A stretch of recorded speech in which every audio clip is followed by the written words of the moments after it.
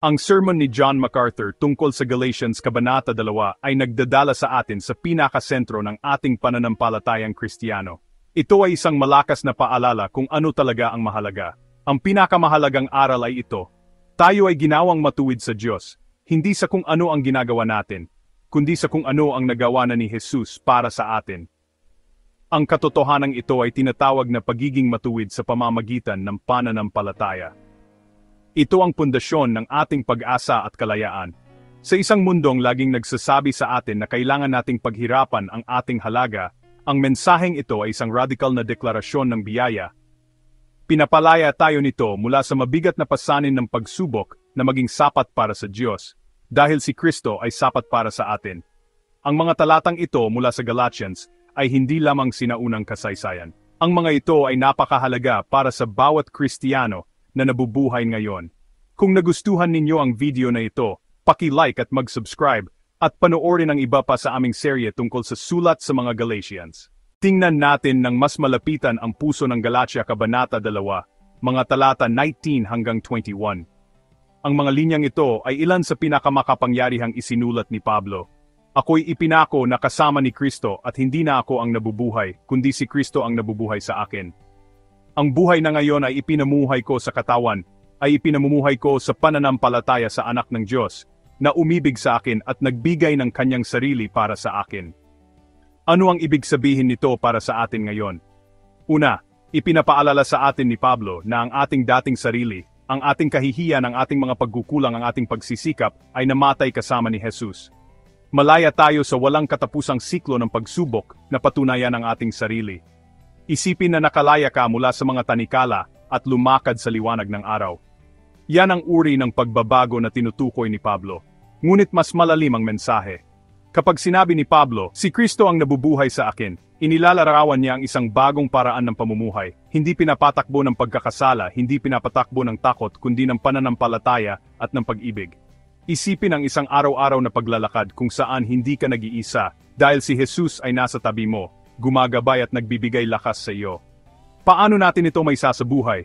Simulan sa pag-alala na ikaw ay minamahal, ng lubos at walang pasubali. Hayaan ang katotohanan iyon na humubog sa iyong mga desisyon, sa iyong mga relasyon, at kung paano mo tinitingnan ang iyong sarili. Kapag nahaharap ka sa mga hamon, paalalahanan ang sarili, hindi lang ikaw ang lumalaban sa laban. Si Kristo ay nabubuhay sa iyo, at ang kanyang lakas ay sa iyo. Habang pinag-iisipan natin ang mga talatang ito, tanungin ang sarili, paano magbabago ang buhay ko kung tunay akong naniniwala na si Kristo ay nabubuhay sa akin? Anong mga pasanin ang maaari kong ibaba? Anong bagong katapangan ang maipapakita ko? Anong bagong habag ang maipapakita ko?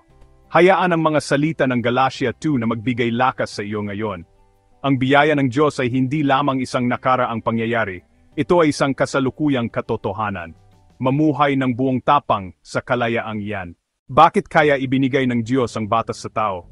Ayon kay John MacArthur, hindi ibinigay ang batas para iligtas tayo, kundi para ipakita ang isang mahalagang bagay, ang tunay nating pangangailangan sa isang tagapagligtas.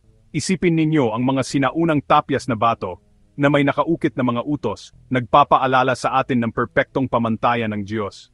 Ang batas ay parang salamin, ipinapakita sa atin kung saan tayo nagkukulang. Habang nagmumuni-muni tayo, nakikita natin na gaano man tayo magsikap, hindi tayo magiging perpekto. Itinuturo ng batas ang ating mga pagkakamali, pero hindi tayo nito kayang gawing matuwid.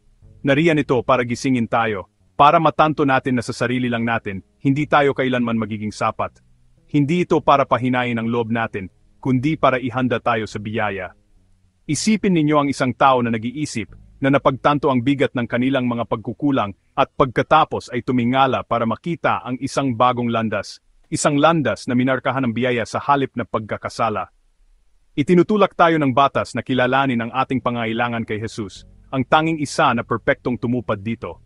Sa pamamagitan niya, inaanyayahan tayong lumipat mula sa pagsisikap sa ilalim ng batas tungo sa pamumuhay sa kalayaan ng biyaya. Kaya, ang batas ay nagsisilbing tulay na nagdadala sa atin sa paanan ng krus. Ipinapakita nito sa atin ang problema, para hanapin natin ang solusyon, ang pag-ibig ng Diyos at awa sa pamamagitan ni Kristo. Kapag naunawaan natin ito, ang batas ay hindi lang isang hanay ng mga alituntunin, Ito ay isang gabay na nagdadala sa atin sa kamanghamanghang kaloob ng Diyos na biyaya. Ang batas kasama ang lahat ng utos nito at mga kinakailangan ay hindi kailanman nilayon na maging huling patutunguhan. Sa halip, nagsisilbi itong palatandaan, itinuturo tayo pasulong inihahanda ang ating mga puso para sa isang mas dakilang bagay. Isipin na naglalakad sa isang landas na nababalutan ng anino bawat hakbang ay nagpapakita ng mga limitasyon ng ating sariling lakas. Ang batas ay nagbibigay liwanag sa ating pangangailangan, hindi tayo iniiwan doon. Habang binubuksan natin ang mga pahina ng banal na kasulatan, isang bagong pag-asa ang lumilitaw. Ang batas ay nagtuturo sa atin kay Kristo, tinutupad ang bawat utos naglalaman ng biyaya na ating kailangan. Isipin ang isang Biblia na bumubukas, ang mga pahina nito ay nagniningning na may pangako. Ang mga taong dating nabibigan ng pagkakasala ngayon ay nakakatagpo ng pag-asa, ang kanilang mga mukha ay nakatingala sa liwanag. Ito ang pagbabago. Inilalantad ng batas ang ating mga kapintasan. Si Kristo ang nagbibigay ng pagbabago. Sa pamamagitan niya, tayo ay lumalabas mula sa dilim patungo sa liwanag nagsusumikap para sa kalayaan. Inihahanda tayo ng batas para sa Ebanghelyo, ginagawang malinaw ang ating pangangailangan para sa isang tagapagligtas at pagkatapos kay Kristo, ang pangangailangang iyon ay maganda na natutugunan. Kaya, ang paglalakbay ay hindi nagtatapos sa mga patakaran nito ay nagtuturo sa atin sa pagtubos. Ang layunin ng batas ay natutupad kapag dinala tayo nito sa paanan ni Jesus, kung saan ang biyaya ay pumapalit sa pagkakasala at ang pag-asa ay nagniningning ng mas maliwanag kaysa dati. Pagkatapos nating lumapit kay Kristo, ang relasyon ng mananampalataya sa kautusan ay magpakailanman ng nagbago.